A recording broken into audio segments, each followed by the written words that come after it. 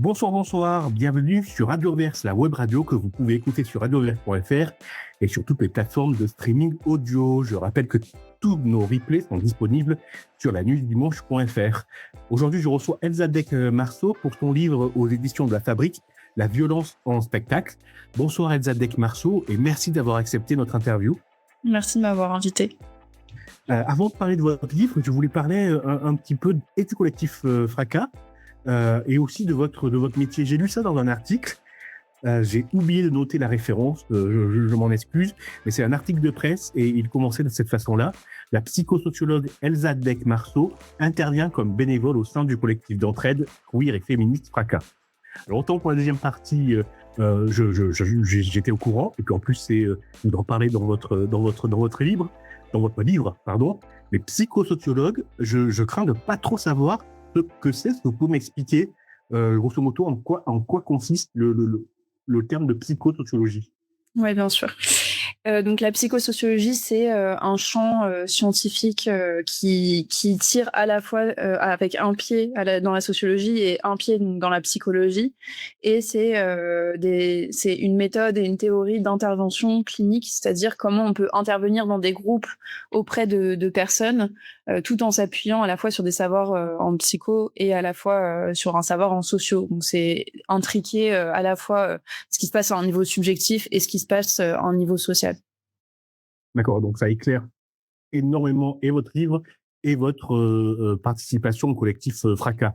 Le collectif Fracas, si j'ai bien compris, ça vient en aide aux personnes qui sont en conflit au sein d'un groupe ou d'un collectif. C'est bien ça? Oui, c'est ça. Et en fait, je suis arrivée à la psychosociologie dans un second temps, quand j'ai essayé quand j'ai commencé à me former un peu plus sérieusement au dispositif d'intervention.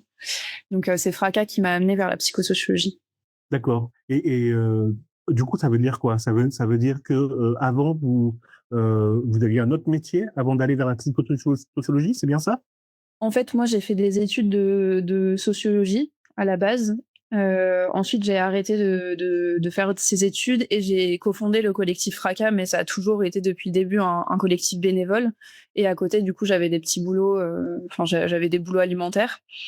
Et j'ai développé Fracas en parallèle de mon activité.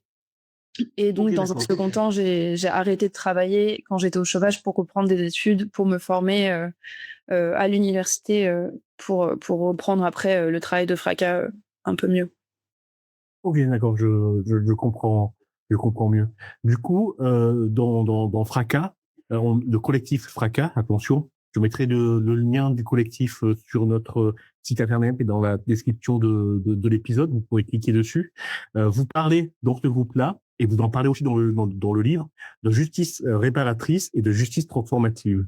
Mmh. Moi, je voulais qu'on définisse déjà ces deux termes parce que pour moi, alors vous allez me dire si c'est une erreur de ma part ou pas, mais je pense que c'est une erreur que j'ai mal compris, mais je vois pas de différence entre les deux. Est-ce que vous pouvez m'expliquer la différence entre les deux et ce que sont ces deux types de justice, s'il vous plaît? Oui, bien sûr. Alors, en fait, il y a quand même pas mal de différences entre les deux. Donc pour d'abord m'arrêter sur la justice restaurative, réparatrice, enfin, il y a plusieurs termes, mais qui sont à peu près équivalents.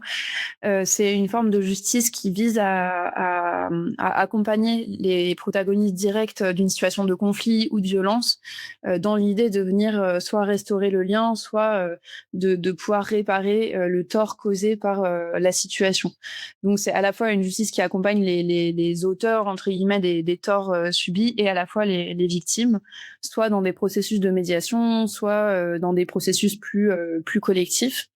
En France, depuis 2014, c'est inscrit dans la loi, donc c'est une forme de justice qui fonctionne avec le système pénal et avec le ministère de la Justice. C'est-à-dire que c'est aux personnes, par exemple, qui déposent plainte ou qui sont touchées par une plainte, qui peuvent avoir accès à une mesure de justice restaurative. Donc je dis ça parce que c'est la principale différence avec la justice transformatrice, pour le coup, qui a été pensée dans les années 90-2000 aux États-Unis, dans des mouvements militants plutôt féministes et antiracistes.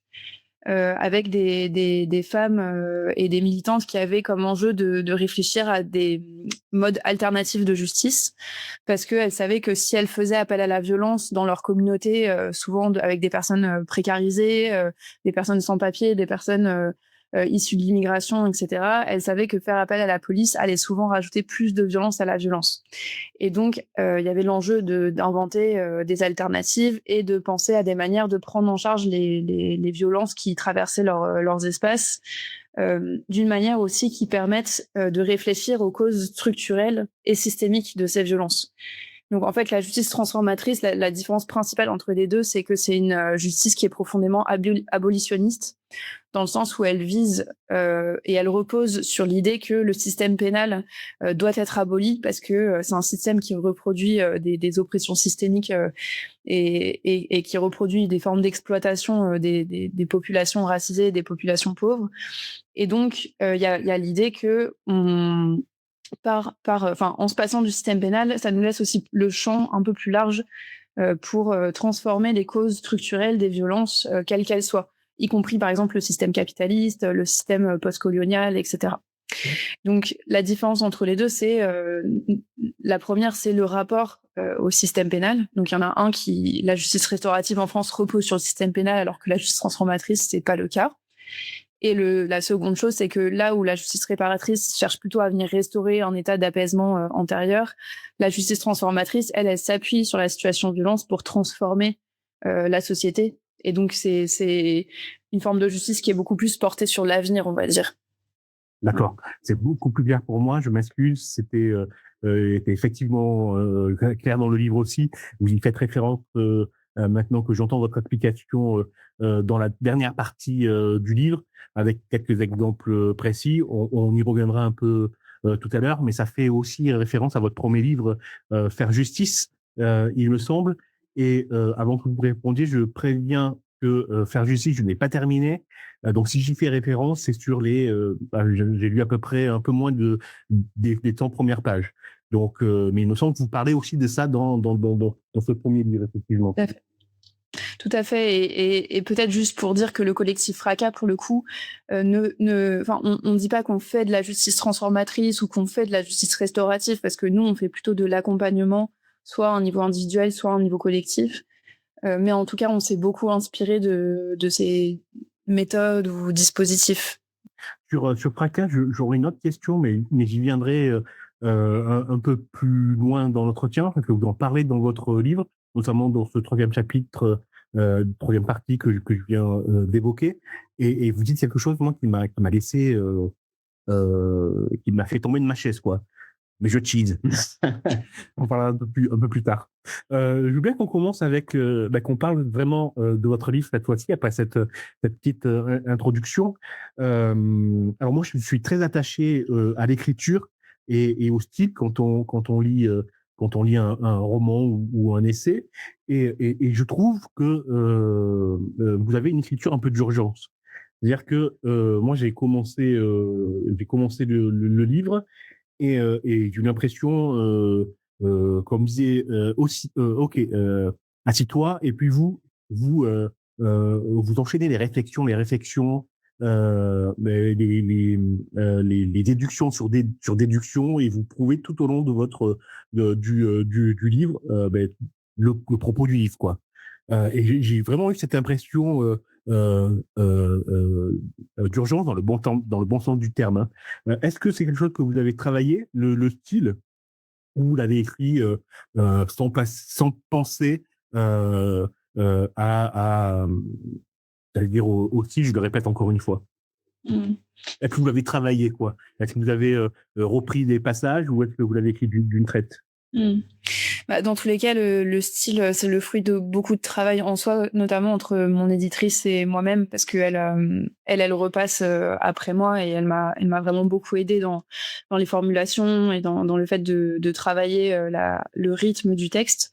Après, l'urgence, ce que vous dites là, je pense que ça tient au fait que oui, il y a assez peu de respiration, que les idées s'enchaînent et les phrases sont assez courtes. Et ça, pour le coup, c'est à la fois de mon fait, parce que c'est vrai que j'ai tendance à mettre peu, à être très synthétique. Ça, c'est peut-être mon tort, mais en tout cas, voilà, à essayer d'aller toujours au plus direct, et aussi de mon éditrice, parce que elle, son conseil, le conseil qu'elle m'a toujours donné, c'est une idée par phrase. Et donc c'est vraiment un travail de tandem pour le coup avec elle, qui repose quand même sur le fait que oui, je suis quelqu'un de très synthétique et qui aime pas trop me répéter dans le texte, quoi. Donc finalement, quand je dis une idée une fois, après en général, je passe à une autre. Alors, l'introduction, moi, je trouve qu'elle fait entrer de plein pied dans le livre, si je puis dire. Et au niveau du rythme avec lequel vous écrivez, et aussi au niveau du message. Le livre, il commence avec l'exemple du procès de Mazdan, pardon, où des militantes et des militants appelaient à des peines lourdes en guise pardon, d'unique reconnaissance, grosso modo, et de prise en compte de la condition de victime. Et je mets condition de victime entre guillemets. Et dès cette intro, du coup, on comprend le sujet du livre. Moi, au premier abord, je me suis dit, ben oui, c'est normal de demander une peine exemplaire. Ben non, tout au long du livre, et de l'introduction, vous allez nous expliquer que ben c'est un peu plus complexe de ça, et que vouloir des peines exemplaires, c'est aussi donner l'approbation à une répression de l'État qui cible une certaine catégorie de personnes. Vous écrivez d'ailleurs dans l'introduction, je crois à la deuxième ou la troisième page, que le mouvement féministe s'est allié à l'État sur la question sécuritaire et de ses solutions. Et moi, je me suis dit en lisant cette phrase, mais est-ce que c'est foutu en fait? Est-ce que la partie est jouée? Est-ce qu'il n'y a plus de retour en arrière possible? Mmh.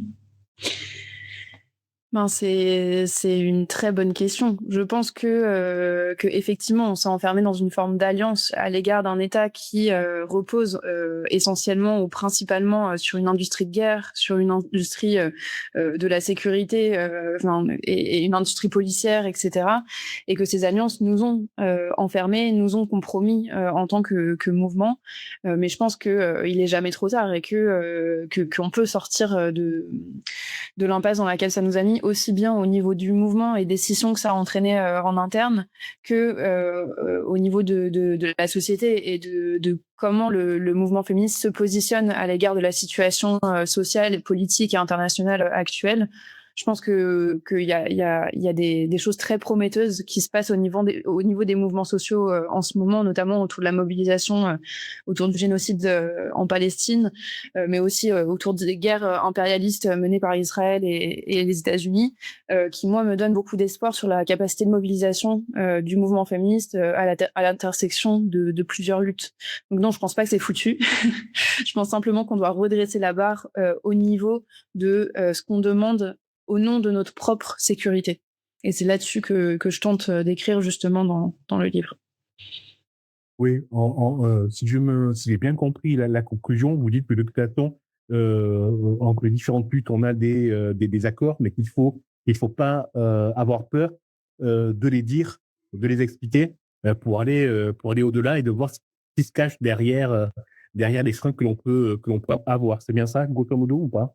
Oui, exactement, c'est ça. En fait, pour moi, ce qui nous a notamment jetés dans une impasse dans les milieux féministes, c'est qu'on pensait qu'on était tous raccords sur la manière de faire face, notamment aux violences sexistes et sexuelles qu'on dénonçait.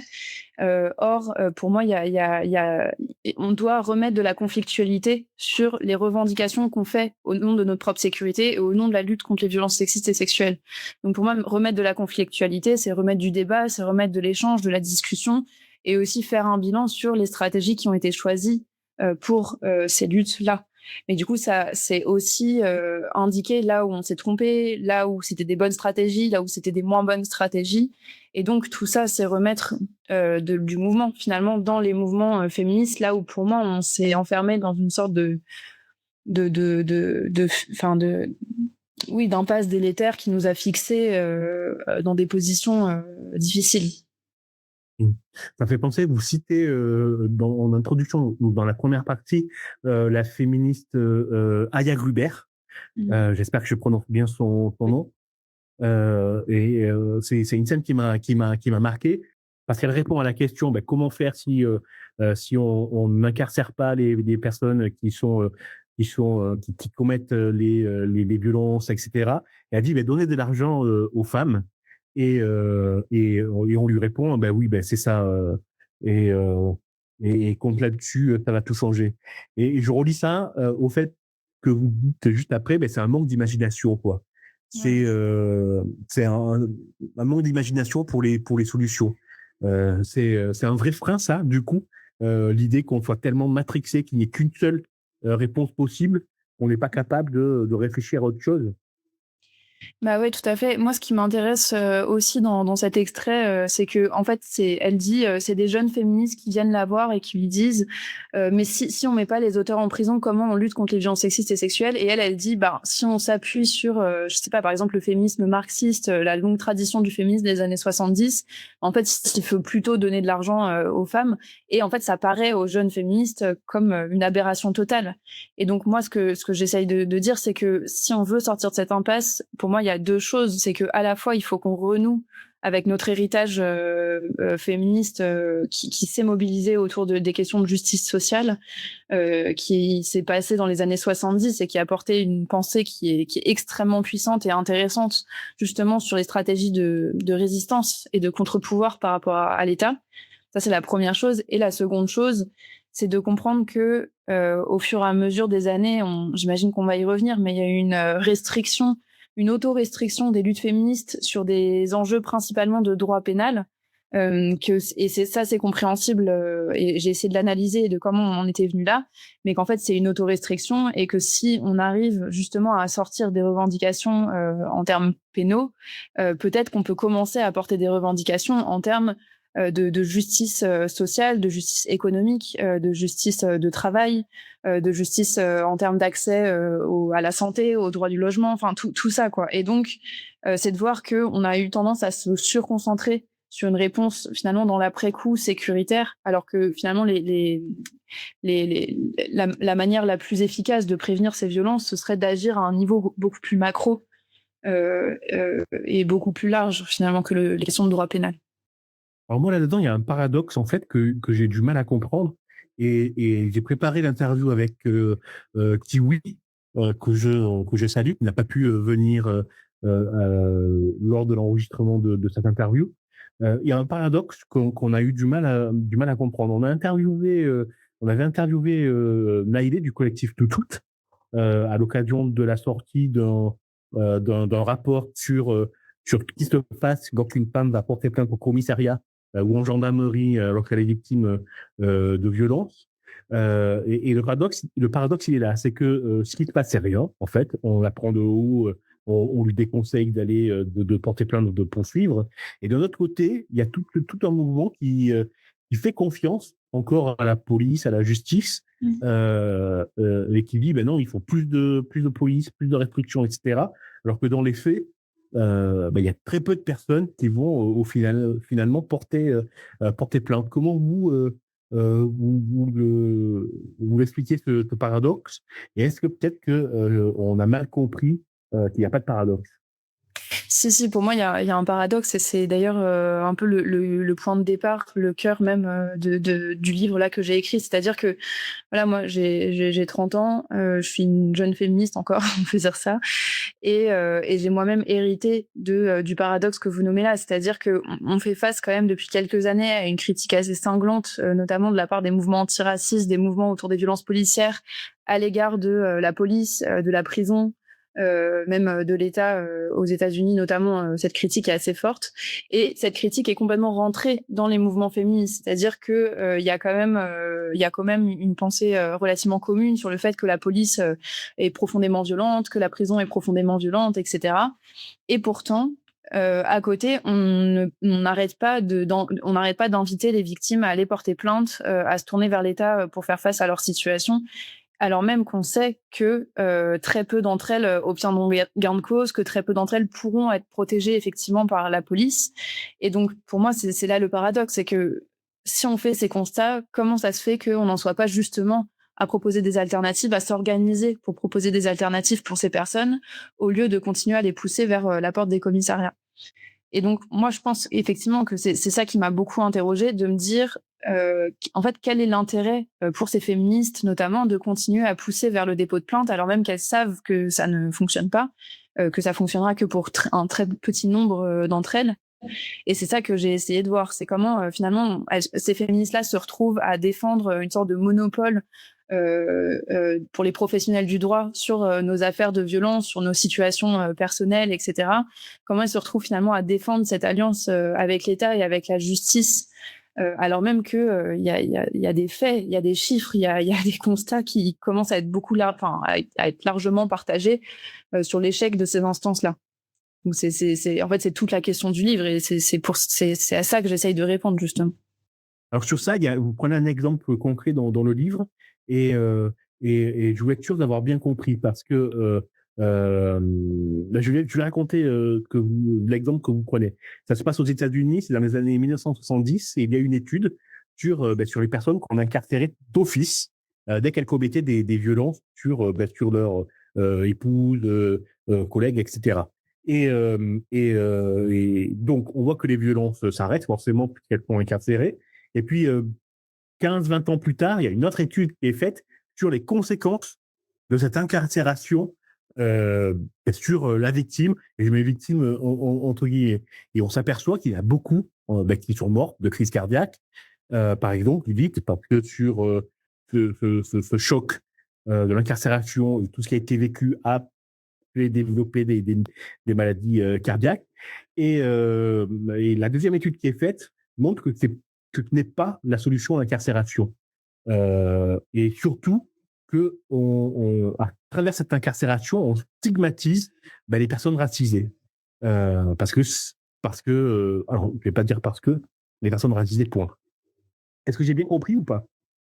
Oui, alors, il me semble que c'est une étude qui est sortie, en 1988, mais il faudrait vérifier, donc pas tout à fait dans les années 70. En fait, j'ai parlé de cette étude effectivement parce qu'elle est assez intéressante, notamment parce qu'elle met en jeu à la fois, la temporalité des politiques pénales qu'on demande, au nom du féminisme ou au nom, des victimes et les répercussions différenciées que ça a entre, différentes catégories de population. Donc en fait, ce qui se passe, c'est qu'en 1900, à la fin des années 80, il y a un débat très intense autour de l'arrestation obligatoire en cas d'appel pour violence conjugale à la police. Et donc, il y a une partie des féministes qui défendent le fait que ce soit obligatoire d'arrêter les conjoints violents ou les personnes qui apparaissent comme celles étant violentes à la police. Et ça fait beaucoup de débats. Et donc, il y a une étude qui sort à ce moment-là qui vient comme prouver le bien fondé de cette revendication, puisqu'elle prouve qu'à court terme, et vous l'avez très bien dit, il y a des effets très positifs de l'arrestation obligatoire puisque ça arrête les violences à un instant T. Mais que effectivement, en fait, prendre des répercussions à court terme, ça montre ça, mais à long terme, finalement, les mêmes chercheurs reviennent plusieurs dizaines d'années après et voient que effectivement les conséquences pour notamment les femmes blanches ou pour les femmes issues des minorités raciales ou ethniques sont très différentes. Et notamment parce que, en fait, il y a toute une dimension qui n'avait pas été prise en compte par les chercheurs ou par les féministes à ce moment-là, c'est que quand il y a un conjoint qui est arrêté, notamment il y a un choc très important un choc émotionnel et psychique qui peut avoir lieu à ce moment-là, parce que ça peut être très choquant de voir son partenaire se faire arrêter et emmener, mais aussi ça a des conséquences beaucoup plus matérielles, comme le fait que ça enlève un revenu au foyer, et ça, les conséquences de cette suppression n'est pas la même pour tous et toutes, et c'est beaucoup plus délétère pour les populations les plus précaires. Il y a aussi le fait que il y a un risque que la mère soit elle-même qu'on lui retire la garde des enfants parce qu'on considérait qu'elle n'a pas réussi à faire stopper les violences. En tout cas, il y a une série en fait de répercussions qui n'avaient pas été prises en compte dans la première étude. Et donc, c'est intéressant de voir que finalement, l'arrestation à court terme fonctionne, mais sur du long terme n'est pas du tout une réponse satisfaisante pour arrêter la violence, puisqu'elle reproduit plus de violence sur certaines catégories de population que si elle n'avait pas eu lieu, en réalité. Donc c'est pour ça que je parle de l'étude en disant que en fait nos revendications de justice pénale et donc derrière ça, de demander à toujours plus de peines, des peines de plus en plus lourdes, des systèmes de contrôle et de surveillance qui soient toujours accrus, à la fois dans l'espace privé, mais aussi dans l'espace public, etc. Finalement, à l'instant T, peut-être que ça peut réduire les violences ou peut-être que ça peut atteindre des objectifs à court terme, mais à long terme, en fait, ça a des conséquences qui sont vraiment différentes et qu'on a du mal à apercevoir quand on est en train de faire ces revendications. Donc l'idée, c'est vraiment de développer une meilleure connaissance des répercussions concrètes de nos revendications et de voir que finalement, pour atteindre nos objectifs sur du long terme, c'est pas les bonnes revendications et qu'on se trompe justement quand on demande toujours plus de sécurité, toujours plus de sanctions, etc. J'ai l'impression aussi dans le livre que vous dites que tout ça, ça aboutit à une sorte de populisme pénal. C'est-à-dire que c'est souvent dirigé contre les personnes précaires, contre les personnes racisées. Et vous prenez pour exemple le téléphérique qui a été mis en service dans la banlieue parisienne, où tout de suite on s'est dit oulala, c'est un lieu clos, ça va faciliter les agressions. De même que si une ligne de bus relie des banlieues entre elles, on se dit ben voilà, il faut plus de sécurité et plus de contrôle sur ces lignes-là. J'ai l'impression qu'on dit que il y a une dérive de la cause féministe qui donne une sorte de blanc-seing aux thèses de l'extrême droite. Alors, j'aurais plutôt tendance à dire que les revendications féministes donnent un blanc-seing à l'État qui, en fait, n'a pas besoin de l'extrême droite pour proposer des mesures de plus en plus coercitives et punitives, enfin punitivistes pour le coup. Mais par exemple, effectivement, on peut s'arrêter par exemple sur la loi de 2018 qui est dans la ligne franche de ce que vous nommez comme événement. Donc la loi de 2018, c'est une loi qui est portée par Marlène Schiappa, qui est dans le gouvernement à ce moment-là chargé d'égalité hommes-femmes. Et elle propose une loi qui formule le délit d'outrage sexiste. Donc en fait, c'est du harcèlement de rue, quoi, en gros, et qui propose d'introduire une nouvelle infraction dans la loi. Et en fait, c'est assez intéressant ce qui se passe autour de cette loi parce que elle arrive à un moment où il y a eu quelques scandales avec quelques documentaires, quelques articles qui sont sortis sur des femmes qui auraient été harcelées dans la rue, qui se seraient pas senties chez elles si elles se posaient à une terrasse d'un café parce qu'il y avait trop d'hommes, etc. Et en fait, il y a quelques médias là, qui visibilisent ces petits scandales. Et au même moment, il y a la loi, Marlène Schiappa propose cette loi. Et en fait, il y a toute une communication un peu pseudo-féministe qui s'organise autour de cette proposition. Et notamment, elle appelle cette loi, elle relabellise cette loi les quartiers, la loi quartier sans relou. Et donc, on voit bien qu'il y a quand même une tentative d'être un peu jeune, d'être un peu pop, quoi. Enfin, voilà, quartier sans relou, on voit bien le terme. Et puis, on voit avec des vidéos de promo Marlène Schiappa qui va dans les quartiers qu'elle aurait désignés comme les plus dangereux, se promener dans les rues comme à la reconquête de l'espace public. Et en fait, ça c'est très intéressant parce que déjà, quel quartier elle choisit, c'est pas des quartiers pris au hasard, c'est pas le 15e arrondissement de Paris, c'est les quartiers de la Goutte d'Or, c'est des quartiers dans le 93, donc c'est des quartiers qui sont plutôt occupés par des populations issues d'immigration et des populations les plus pauvres. Et aussi, il y a vraiment cette idée que par le fait d'introduire l'outrage sexiste, ça va lui permettre de reprendre la rue. Et en fait, la rue, c'est un espace qui est régulièrement montré du doigt par l'État et par les sphères d'extrême droite, etc. Enfin, en tout cas, par des personnes qui veulent concentrer l'attention médiatique, mais aussi l'attention sociale et politique sur les espaces où finalement c'est là où, des espaces qui sont occupés toujours par les mêmes entre guillemets. C'est des jeunes de banlieue. Enfin, c'est vraiment cette figure-là qui est mise en avant dans notamment cette loi et dans les médias autour de cette loi. Et donc, quelles sont les répercussions concrètes de ça? Effectivement, quand vous dites c'est toujours les mêmes qui sont visés par l'État et l'extrême droite, c'est le cas. C'est-à-dire que cette loi permet aux policiers d'arrêter des gens en flagrant délit d'outrage sexiste. Quand les gens sont arrêtés dans la rue en flagrant délit, ils sont envoyés en comparution immédiate.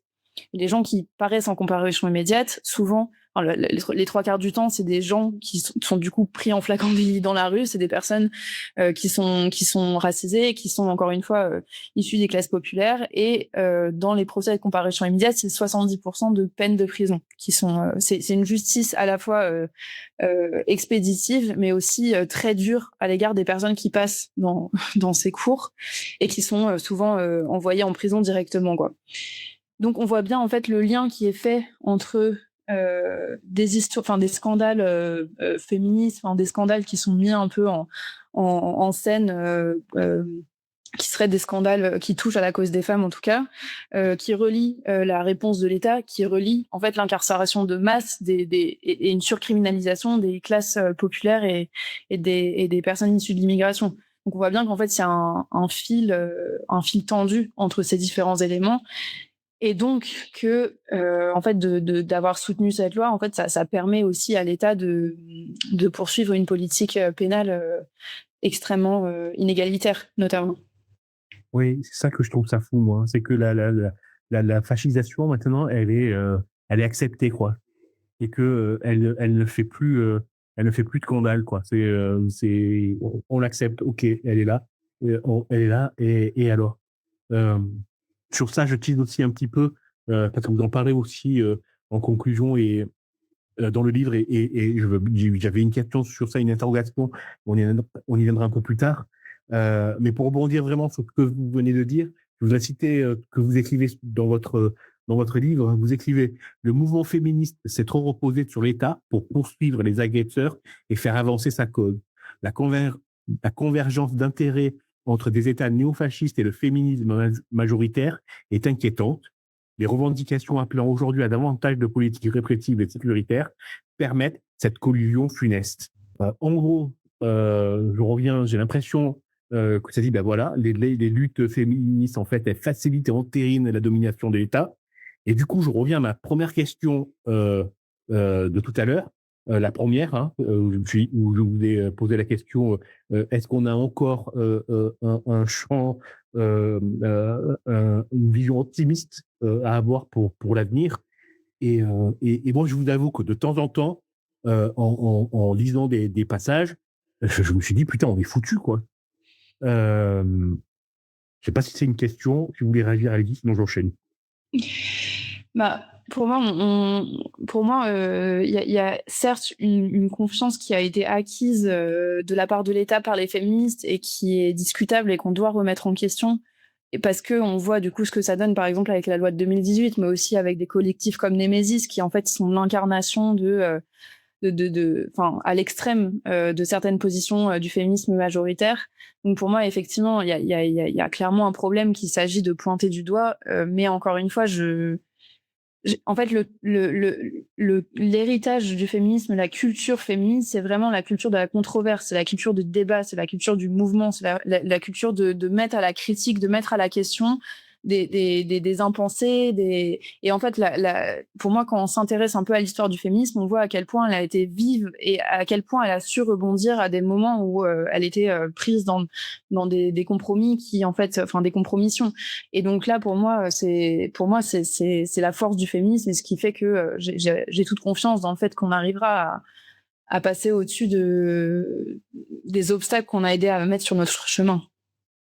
Alors là, votre réponse, ça me fait penser à un livre dont on a parlé sur Adoverse de Mathias Kéré, quand nos désordres font, pardon, quand nos désirs font désordre, qui raconte l'histoire du mouvement LGBT des années 70 à 86, 80, 89 par là, avec la création du phare et des GLH. Et, et en lisant le livre, on a eu d'ailleurs Mathias Kéré en interview. C'est l'interview qui a été diffusée la semaine dernière. Je vous invite à aller l'écouter en replay. On a parlé justement que les revendications politiques, elles avaient cours à partir des années 80.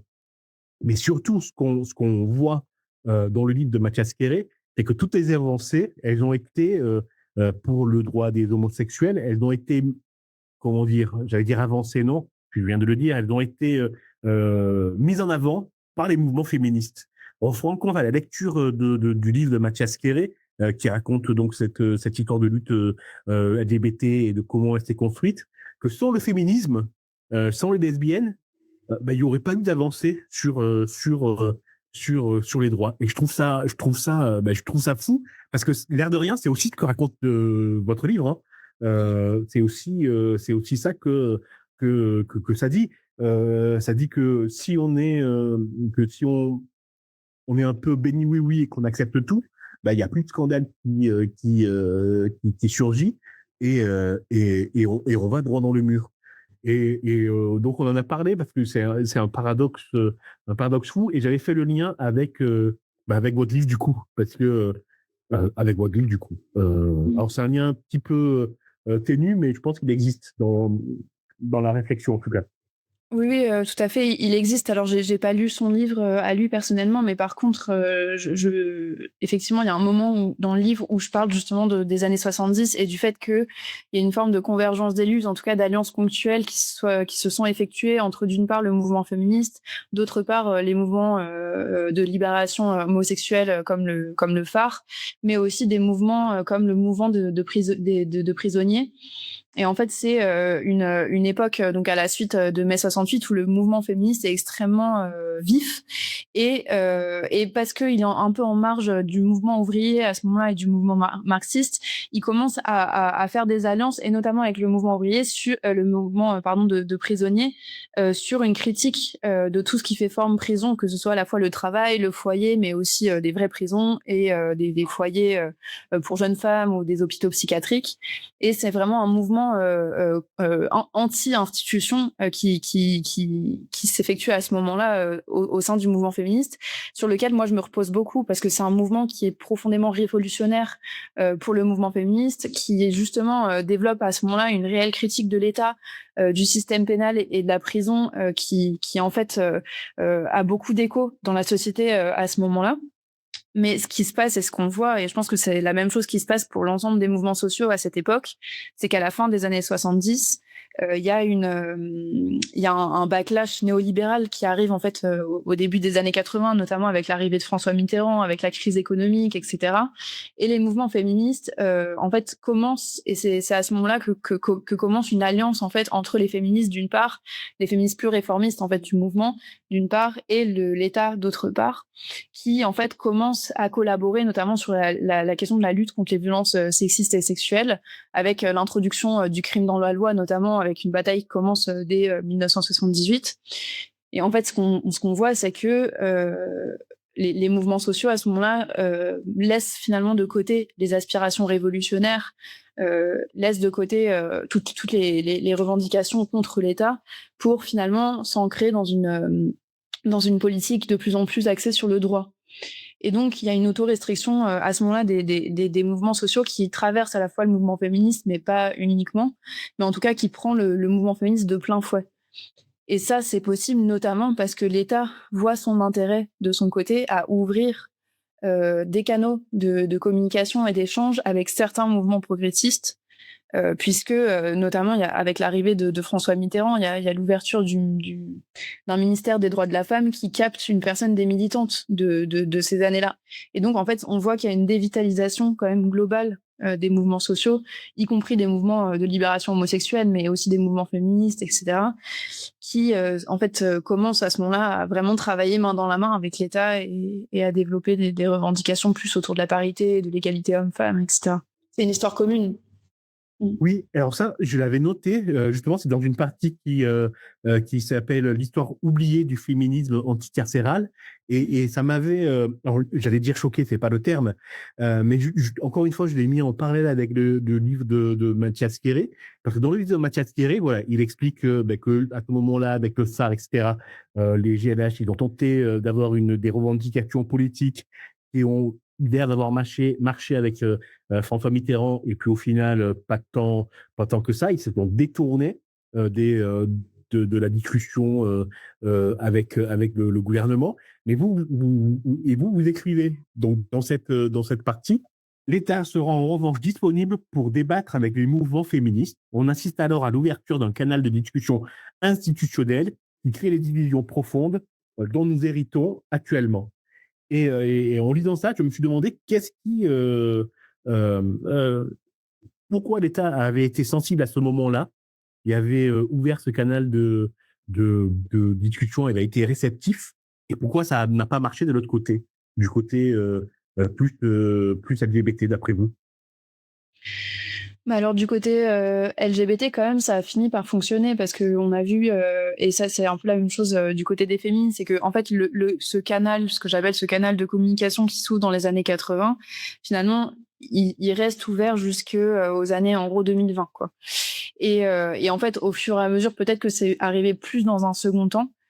Mais en tout cas, à la suite des années SIDA, etc., j'ai l'impression que qu'on voit émerger toutes les politiques de pinkwashing, notamment, dont la France est l'une des championnes.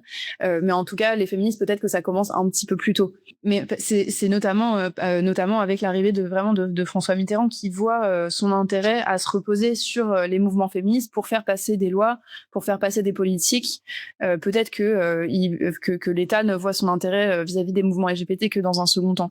J'ai pas travaillé là-dessus personnellement, mais en tout cas, on peut voir que du côté des mouvements féministes, ça fonctionne très bien parce qu'il y a déjà des revendications réformistes qui émergent à la fin des années 70.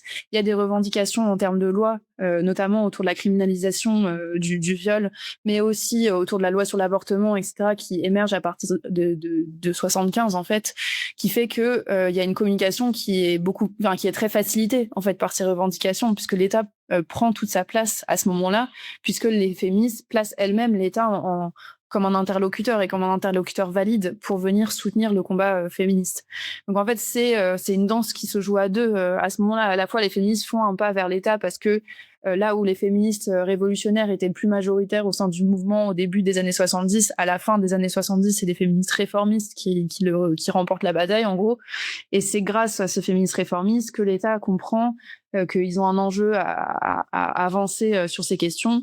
Mais c'est aussi l'État qui, en fait, rentre dans une période de néolibéralisme progressiste, c'est-à-dire une période néolibérale où on comprend que les franges progressistes ont leur rôle à jouer dans les avancées économiques, notamment, et libéralisation. Donc c'est aussi un mouvement qui se joue sur la scène internationale et qui vient prendre l'État et la France à ce moment-là. On approche là de la fin de l'entretien. Je voulais parler de la troisième partie de votre essai, La violence en spectacle, aux éditions La Fabrique.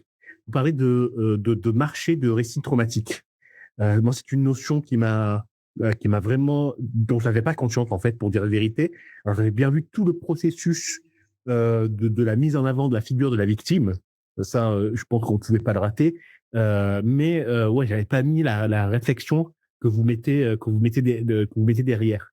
Alors, je laisserai les auditeuristes lire le livre pour avoir plus d'infos sur ce marché des récits traumatiques qui est hérité de la fin de la Seconde Guerre mondiale. Mais du coup, moi, ce que j'en ai déduit, c'est que c'est un petit peu la mort des luttes collectives et des collectifs et des groupes, et c'est l'avènement du personnel, quoi. Moi je suis une victime et d'une plus grande volonté de répression. Est-ce que Alors, c'est un raccourci ou pas? alors pour moi, c'est légèrement un raccourci dans le sens où, effectivement, donc dans le livre, j'essaye de revenir sur l'émergence de cette figure sociale qui est la figure de la victime, mais pour comprendre en réalité la structure et la physionomie du mouvement féministe actuellement, qui pour moi pourrait être décrit comme un mouvement de victimes. Donc qu'est-ce qu'un mouvement de victimes? C'est un mouvement qui s'organise autour d'une identité collective de victimes ou autour d'une expérience victimaire commune et qui s'organisent autour de cette identité collective pour demander à une autorité légitime des droits, de la reconnaissance, de la réparation, de la protection, etc. Et ça, en fait, c'est quelque chose qui est assez récent dans dans nos sociétés contemporaines, le fait de pouvoir s'organiser autour de cette figure pour revendiquer quelque chose de la part de l'État ou de la part des sphères médicales, etc. Et en fait, c'est un tournant culturelle, politique et sociale qui prend à la fois le mouvement féministe, mais pas que. Il y a aussi d'autres mouvements sociaux qui se retrouvent pris dans dans cette même orientation. Donc ça c'est ce que j'essaye de faire dans le texte. Moi, je m'intéresse particulièrement dans ce livre-là au niveau du mouvement féministe dans son ensemble. Et pour moi, le fait de se reconnaître comme victime et de se reconnaître comme victime d'une expérience collective, enfin d'une expérience commune avec d'autres, ça peut être un vecteur de politisation. Ça peut être un vecteur de politisation, un vecteur de rassemblement, de mobilisation, d'organisation collective. Mais j'essaye aussi de venir traiter cette question du mouvement de victimes depuis la manière dont se mobilisent les médias aussi, dont se mobilise l'État autour de cette question. Et pour moi, on ne peut pas appréhender cette question du mouvement de victimes sans prendre en compte le fait qu'on est dans une société ultra libérale qui se concentre effectivement sur les expériences des individus, qui met beaucoup en avant le témoignage dans les formes de récits médiatiques, etc. Et que c'est ça qui fait qu'aujourd'hui, on se retrouve à se concentrer à un niveau ultra individuel. Mais ça, pour moi, c'est plutôt quelque chose de l'ordre du social, de ce qui se passe aujourd'hui sur une scène sociale, que sur une scène proprement féministe ou une volonté proprement féministe. Mais effectivement, j'essaye de voir le rôle des médias dans le fait qu'il y a un marché ce que Eva Illouz nomme un marché des récits médiatiques, un marché des récits traumatiques, et de voir justement comment cette figure-là, elle s'est diffusée au sein de la société et comment aujourd'hui elle permet de faire vendre soit des reportages, soit des livres ou des podcasts, etc.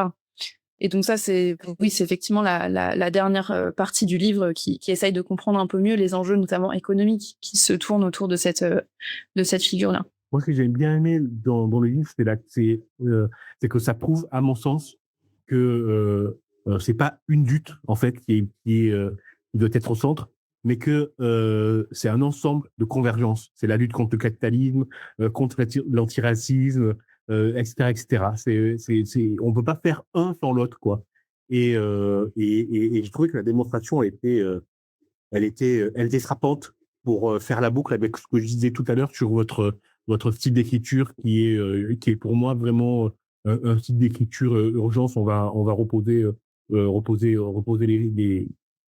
les choses, pardon, le débat.